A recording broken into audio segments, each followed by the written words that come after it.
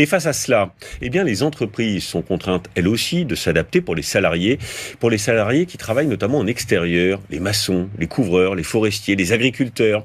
D'ailleurs, dès demain, les obligations des employeurs seront renforcées. C'est ce que nous explique Johan Vanov avec Norbert Evangelista et Hugues Perret. Et le thermomètre grimpe vite. Il fait déjà 34 dans les camions, quoi. Donc sur les chantiers en plein soleil, ça va être pareil ou même plus, quoi. Ce chauffagiste travaille sur un chantier de rénovation d'un centre aéré. Depuis 2 semaines, comme ses collègues, il doit résister aux températures extrêmes. C'est des toits en tôle, donc l'après-midi, on peut vite monter à plus de 40 quand même dans les bâtiments. Puis bon, nous, on fait de la plomberie, du chauffage, donc on rentre facilement des grosses machines comme là ce matin, puis on a déjà super chaud. Travailler par canicule est un calvaire pour de nombreux métiers. Ils sont couvreurs, boulangers, restaurateurs, paysagistes.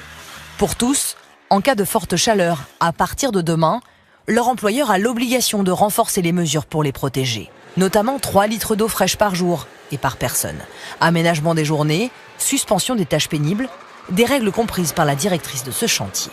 C'est beaucoup l'adaptation d'horaire, donc commencer plus tôt le matin, faire des pauses autant que nécessaire. S'assurer, nous, en tant que maître d'ouvrage, que les compagnons sur les chantiers ont à disposition des boissons fraîches, des lieux de rafraîchissement. Tous les travailleurs en extérieur dans le secteur du bâtiment, notamment les plus exposés au soleil, s'adaptent déjà pour limiter les effets de la chaleur. Là, par exemple, c'est le matin, donc il fait pas très chaud.